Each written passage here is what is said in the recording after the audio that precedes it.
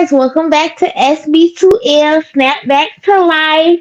And today I am joined by my special guest, Miss Tanisha Franklin, and she is the nurse manager over at our personal clinic. Welcome, Tanisha. How are you? Thank you, Kayla, for having me. I am really well today. Happy to be here. That's good. That's good, you guys. Tanisha holds a special place in my heart. Uh, over at our clinic, we're like we're like a big small family. There's always somebody coming in or coming out, but we all treat each other like we're family. And yeah, so Tanisha, what Mhm. is the most rewarding aspect of this job, and what makes you so passionate about dialysis healthcare? Oh, well, before we get started, I want to say thank you for being able to hold a special place in your heart because you absolutely hold a very special place in my heart. You know, Thank I you. watched you uh, get well for the Hmm. most part, and oh my goodness, that was like every day I saw you come in with that spunk and that fire to and determination to keep getting better and better, and every day it just touched my heart. So you Thank definitely hold you. that place in my heart. Thank you so much. I think the most rewarding thing I have or what the most rewarding thing I have when it comes to being a dialysis nurse and clinical management is personal fulfillment, to be honest with you. Um, it is dialysis is personal for me. My mother was on dialysis for 17 years before she passed, and I didn't get into dialysis until after she passed. And I just sometimes think back and say, I wish I just knew an inkling of what I know now. It would not have extended her life, but it definitely would have helped make her more comfortable in her final years. Hmm. She suffered a lot, and I think it's because the the staff in dialysis sometimes is not as attentive to what they need to be doing as far as fluid removal and being more aware of when a patient gains weight and when they lose weight, when they need to take more fluid off or when they need to take less fluid off instead of just going directly by that dry weight is what we call it. So Hmm. it's a personal fulfillment when I see my patients just continue to thrive and strive in life because end stage renal failure does not mean the end of life. And when Hmm. I see my patients like I said striving and thriving, it's that personal fulfillment that I feel just to see that and knowing that they are doing better. Yeah, and I just appreciate you because you are attentive, and there are, like you said, other staff members who, they just like, oh, okay, well, this is how she is, and you're like, no, something is up. You are very good at honing into each and every one of your patients, which I appreciate. Thank you. Um yeah. So, what are some challenges you face as a clinical manager? Challenges that I face, I think my biggest challenge again is and it's again personal, is me trying to get everybody to have the same passion for it that I have, and just to kind of bag down when I find out or when I realize that I can't make people have the passion that I have. So I think Hmm. that's a big challenge for me. As well as my staffing issues. You already know about that. Yeah, but it's getting there. It's It taking its is. time, but it's getting there. I will say that. You know me. I say if nothing else, if I get in there, I do it all by myself. I don't want to, but sometimes I Right, feel like I have to. right. So, how do you balance supporting your clients and the staff? That can, be an issue sometimes. Absolutely. What I try to I let my staff know my first priority when I walk through that clinic door is my patient care. Patient care is my first priority. However, I do know that I have to support my staff because they're the ones who are providing that care that my patients need. So, the biggest challenge with supporting them, I let them know, again, my patient care is priority. You have to put yourself in their shoes or put your loved ones in their shoes and know that, this could be you. This could be somebody that you love sitting in that chair. How would you want them to be treated? And I also treat my staff how I expect to be treated. There are Mhm. times that sometimes, I do have to fuss and, oh Lord, I fuss.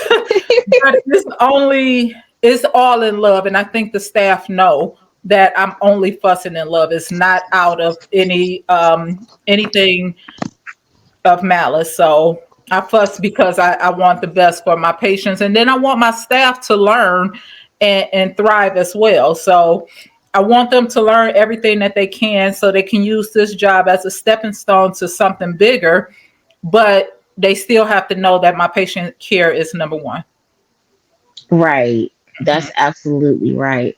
Um, so what are some things patients can do before, during, and after clinic visits to optimize their treatment in your eyes?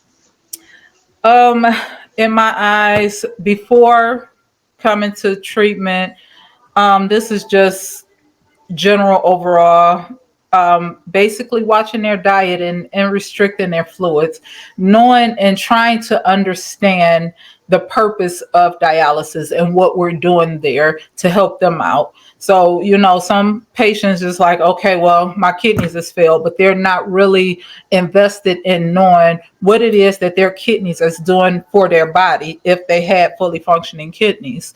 So if they can, invest just a little more into their care. And I know some patients really just don't have the means or even the capacity to learn that, but just kind of watching their diet and watching that fluid intake.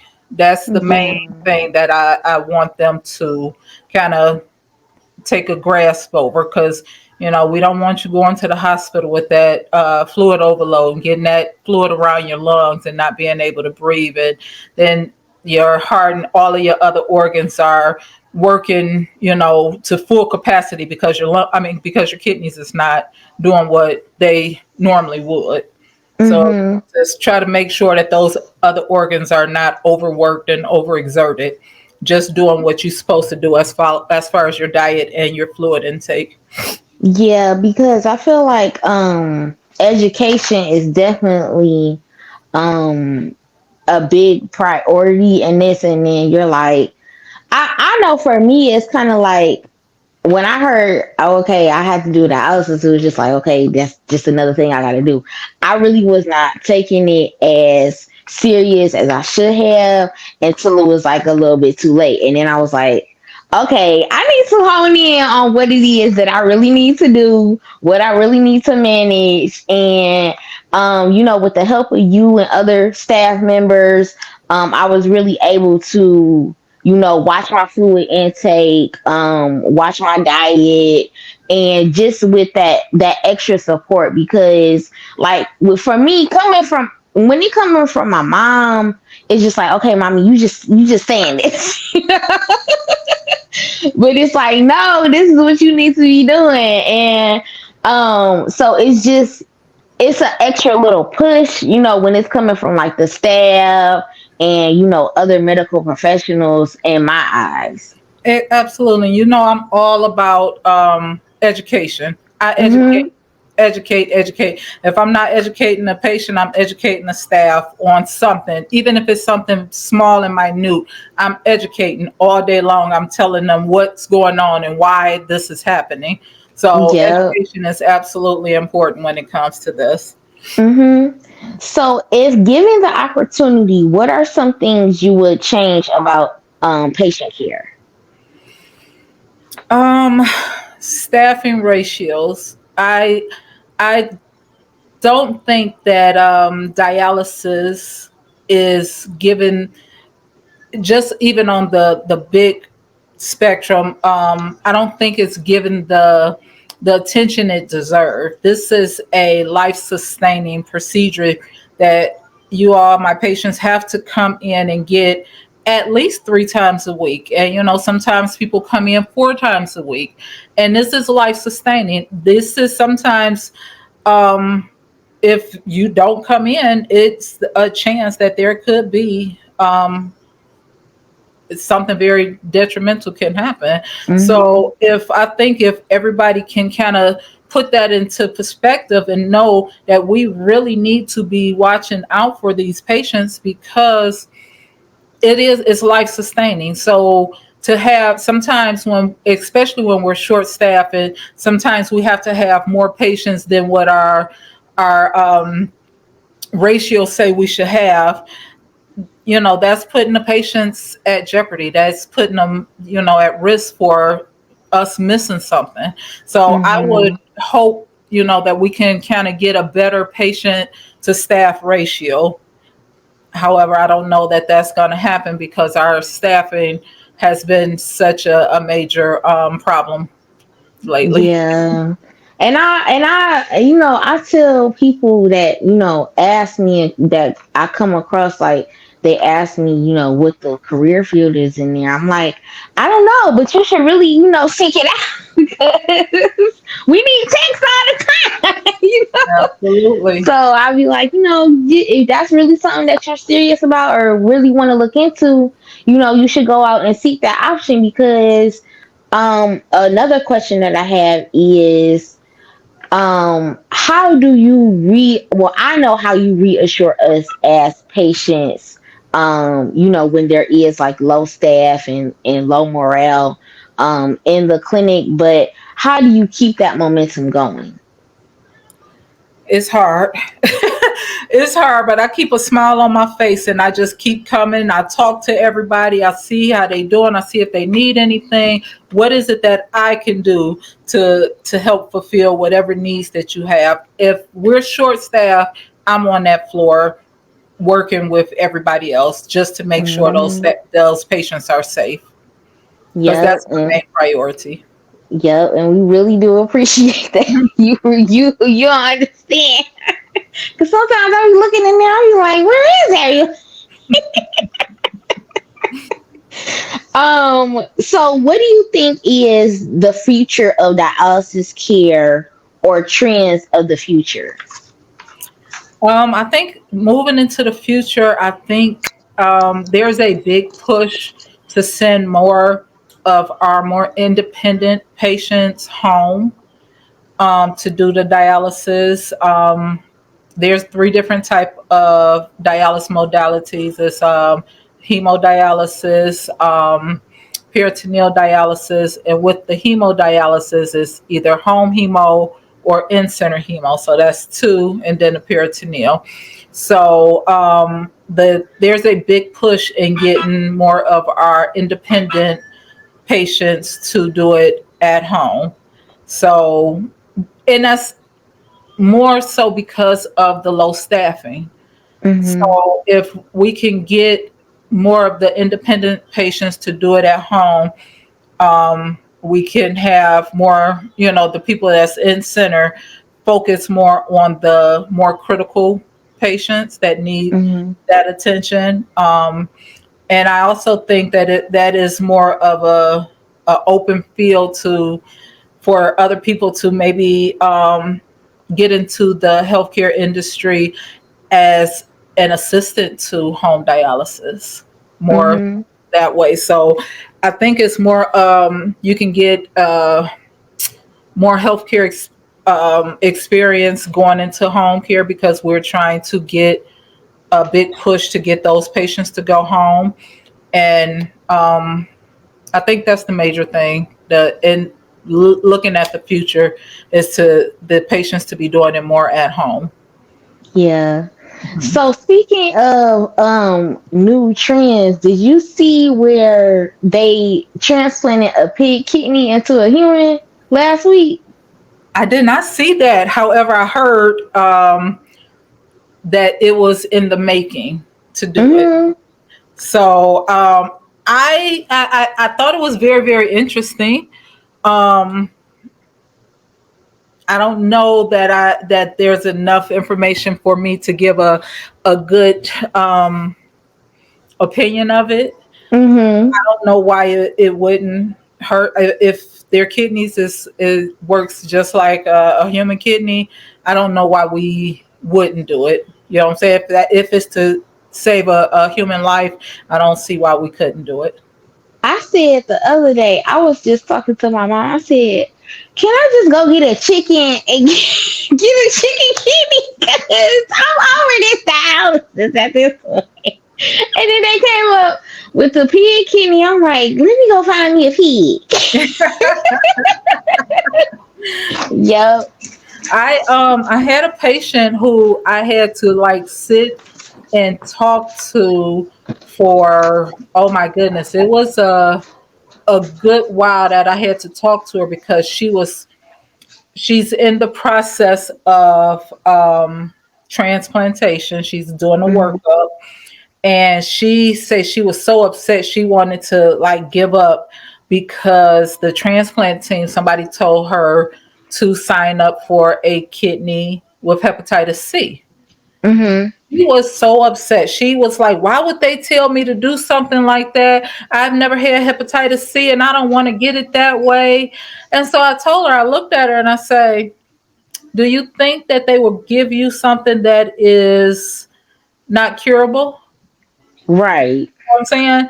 I say, if Hmm. there is a viable kidney that is able to be donated, you can get it because hepatitis C is curable. You can get Hmm. medication after you get it if you get the hepatitis C, because it might not even be, it may just come from a hepatitis C patient, but not necessarily infected, the kidney being infected. Yeah, I think the ratio is like 83 to 90 something percent of you not getting it versus you contracting hepatitis C from a hepatitis C positive kidney. And that's really something because back when I first started in like 2018, they weren't even given that option. Hmm. So that's really saying something about how progressive, medical advances are now. Absolutely. So Hmm. if it's something, if you can get a kidney to save your life and work on a cure, whatever that curable disease is, do it. You know what I'm saying? Yeah. Kidney, because that kidney is going to save your life. And she Yeah. thought about it, she was like, well, I wish they would have explained that to me like this. And that's I the never thing, heard like it come. a lot of people feel and it's an intimidating process because it's a lot of information at once. When you go into these transplant workup meetings and appointments, it's a lot of information at once. And for the young people, like when I started, I was just like, okay, we gonna get a kidney in a couple months. Okay, cool. And they was like, yeah, no, that's not how that works. And I'm just like, well, how does it work then? They're like, well, because of your blood type, you're gonna wait 3 to 5 years or 5 to 7. I'm like, 5 to 7 years for a vital organ, and then they're like, yeah, you have to be of optimal health when you get it. I'm like, but I need an organ. How does that make sense? How am I gonna be of optimal health and I need an organ? But they're like, I wish they would be like, you have to be of good standing health versus optimal health because it's like how am I in optimal health? I need a whole organ. That's Or number yeah. one. They have to Right. explain it a little bit better. Mm-hmm. Yeah. To give you a little They more hope too. right to get you because it's just like scary, scary, scary. Like don't breathe on it. Don't sit on it. Don't look at it. Like okay, well, what am I getting this organ for if I can't use it? That's basically how I feel like. You like get this organ, but treat it like a glass egg. And I'm like, okay, yes, I'm gonna take care of it, but I'm human at the end of the day. I'm gonna make mistakes, and I feel like when they are talking about transplant with the younger demographic, because I have been in panels where they're talking to a younger demographic and then they're talking to an older demographic. With the older demographic, they're like, "Oh, it's gonna be okay," and this is just what happens sometimes. With the younger demographic, they're like, "You did this to yourself. Shame on you. Now you in this situation and now you need somebody's organ." And I just feel like, why are you, pointing the finger at something that maybe I couldn't control? Maybe I didn't Absolutely. have the information at hand to know, okay, I need to be looking out for my kidneys as a diabetic, because I felt like I didn't have that information at hand as a young patient, that I needed to watch out for my kidneys and my kidney function as a diabetic. So it's just like, it's a lot of finger pointing that I don't appreciate, and it's just like, And you I should wish they would. appreciate that. I would like to go to one of those just to hear how they are presenting the material. Because if Mhm, nothing else, my favorite lady who I call my unofficial mentor, Nakia, I'm mhm, sure she would love to be somewhere to say, "Hey, wait a minute, that's not how this go." You know what I'm saying? Don't point fingers like that, because there is some people who did things that probably they should not have done that destroyed their kidneys, whether it was over drinking or taking some type of drug, you know what I'm saying, and mhm, it killed their kidney. But then you have some people who were born with mhm, kidney failure, or mhm, have a nephrectomy before, as a child, or just mhm. had maybe lupus. You know what I'm saying? Right. Whatever the case may be, it is not your fault or the patient's fault that it happened to them. You know what I'm saying? That their kidney Mhm, function is no longer functioning properly. mhm, So that would bother me. I would love to go and see that, because and hear how they present that material. Because if nothing else, I would like to see if it's something I can do to present the mhm. material better. Yeah. So with your younger patients, I have been like having mixed, opinions about coming in clinic versus doing it at home. And a lot of the young people say they just don't feel heard or seen. So, or they feel like they're in a timeout. You know what I'm saying?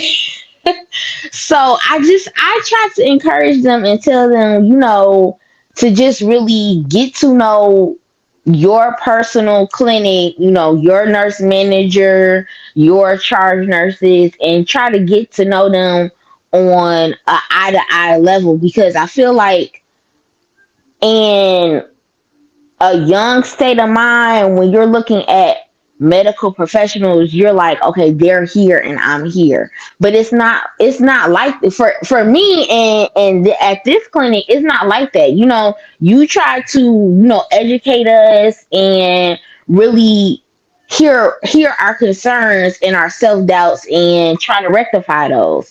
So Mhm. what could you say for patients that feel like maybe they don't feel heard, or maybe they feel like they're too timid to reach out to, whoever is in charge at their clinics? If they don't feel heard, I encourage them to continue to speak up for themselves. If they're too timid and just don't feel comfortable speaking, write it down and make copies of it, and keep giving it to the social worker, give it to the nurse manager, give it to the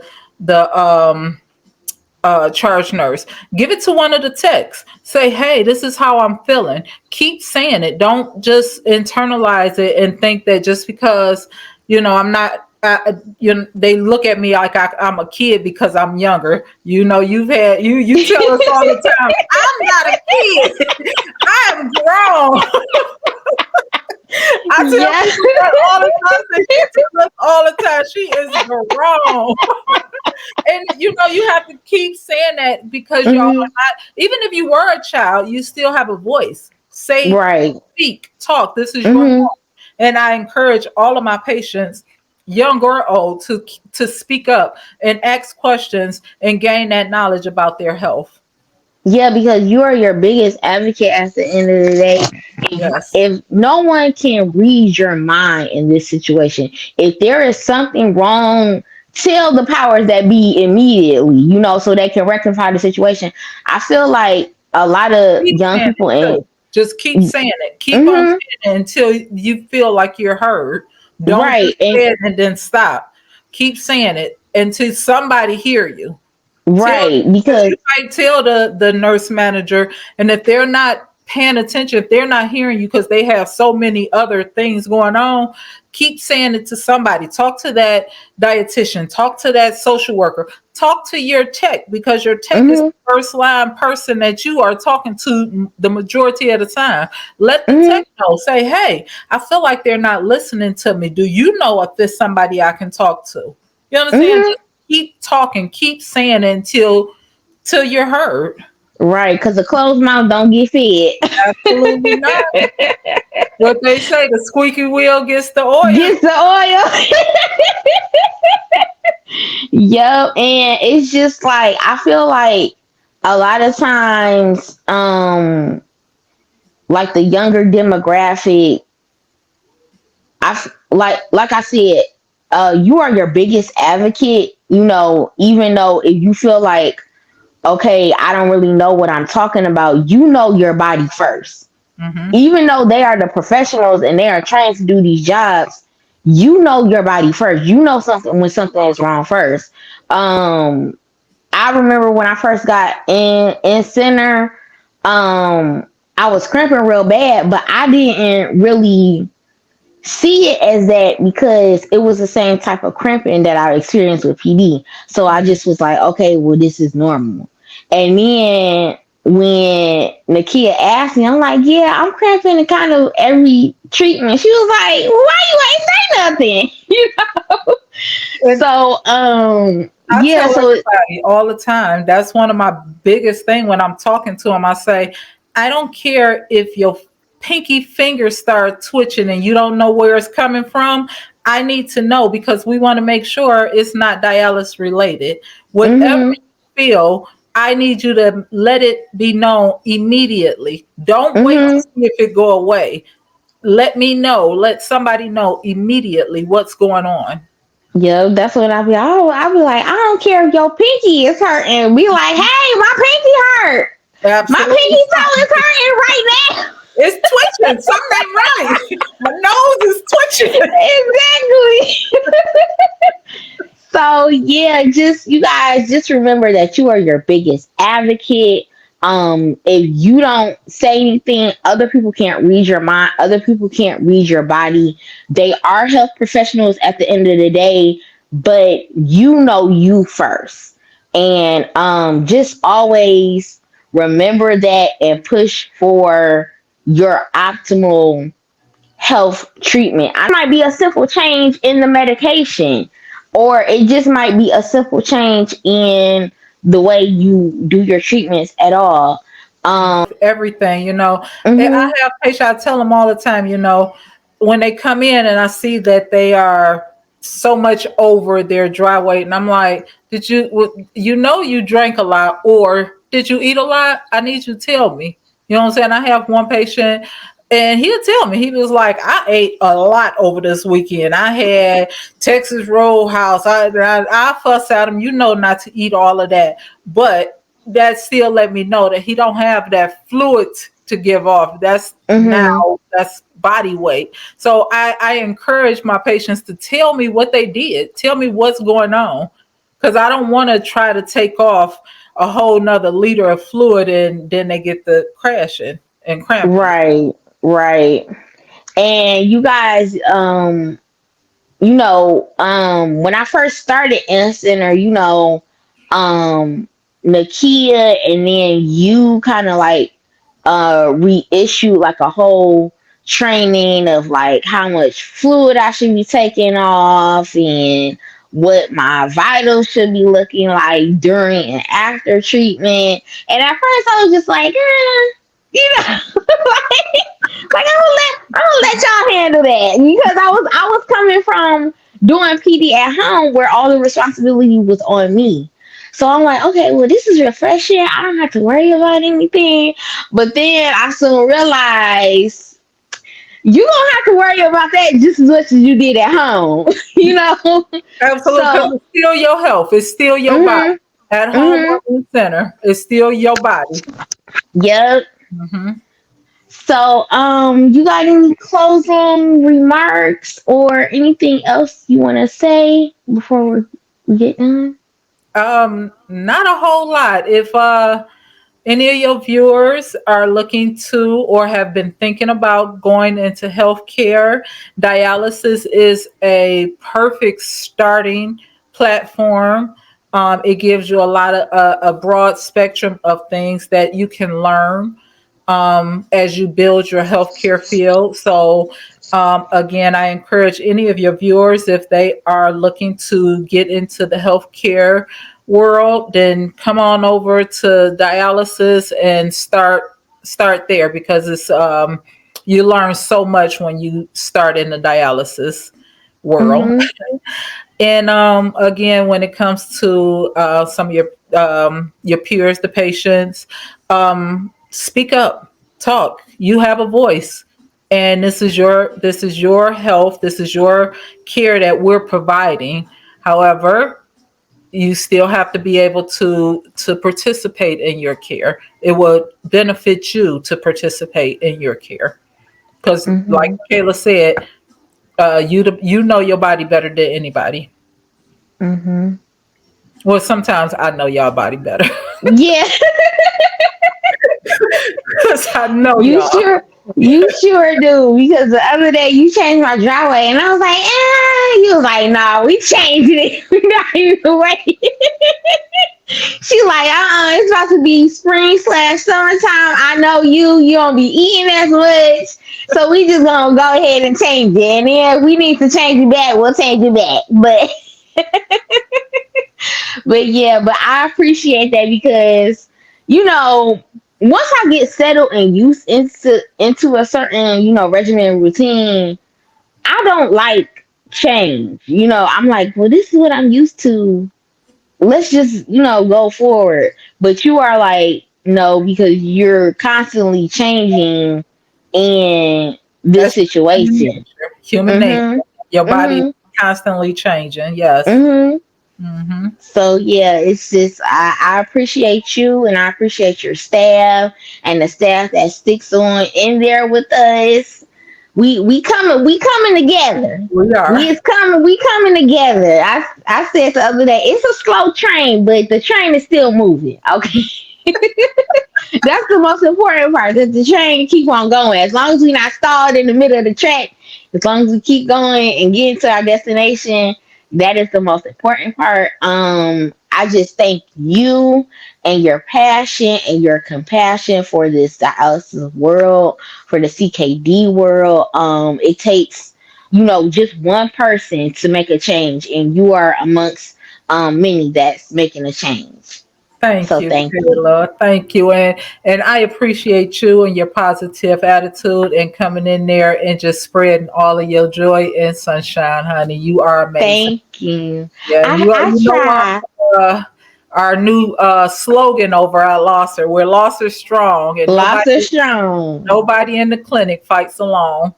Yep. And I tell people, I be like, I go into the clinic and I might have a smile on my face, but in the inside I be like, oh my God. Like I just wanna go, I don't wanna do this no more.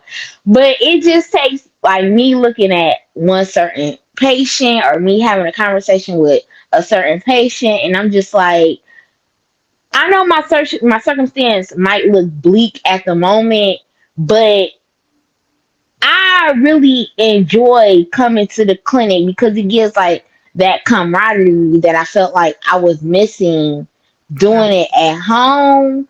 And it's just like at home, it kind of felt like it's secluded and by myself, and And really. that's something good to know, considering, like I said, we are having this big push to push our more independent patients home. However, we have to figure out a way to keep them, to let them know that they're still being supported. Mhm. That's a good thing that you just said that. That's something I'm going to bring up, because we don't want to just push you all home and let you all think that, okay, I'm in this all alone. Again, didn't I just Right. say our slogan is nobody in this clinic fights alone. Period. Yep. If you're going home, you're still part of my clinic, just doing it at home. You're not doing it alone. Just doing it at home Right. so you can have a more flexible schedule. Not that you wanted, because you already told me you don't want to do it right now. But Mhm. the ones we're trying to get to go home, it will give them a more flexible schedule. But I need to let them know that you're not going to be at home alone. You're not going to be Yeah. in the fight alone. I'm Mhm. glad you said that. That's going to be something I have And to bring. like, yeah, because I feel like it should be like some type of program or some type of, monthly meetings or something to that effect, where you have your home patients, whether it be home hemo or home PD, and they can really commune together, because I got diagnosed right before COVID. So it was like I was doing the PD, but then that was shut in because you gotta be closed up for PD. Then I was super closed up because COVID happened. So basically I was staring at my four walls a lot. A lot. So it was just like when I got in center, I'm like, okay, I don't have to look at my four walls in my room. I can go out. I mean, it's still COVID, but I'm going somewhere, So I definitely felt like secluded, shut in, and mentally by myself. I know I had my mom, I know I had my family, but mentally I felt lonely. So yeah, that's definitely something That is that something to look into. Yeah. mhm. Hmm. Okay. All And right, you we guys. thank you for being a peer mentor as well. So we gotta make sure that that program stays active and everybody in it. Yep. Mhm. Wow, this is a good. Yeah. Thank you. Thank you. Thank you guys so much for tuning in. Don't forget to like, subscribe, and comment. And until next week, we're gonna have some more people, get this series is called Getting to Know Your Healthcare Team. We're just getting to know, everybody who is a part of your healthcare team for dialysis. But if you are going through any other chronic illness, comment down below and tell us what your care team looks like, as maybe a diabetic, or maybe a person with lupus, or maybe a person with asthma. Just comment, what that healthcare team looks like for you. And until next time, you guys, bye. Bye, Kay.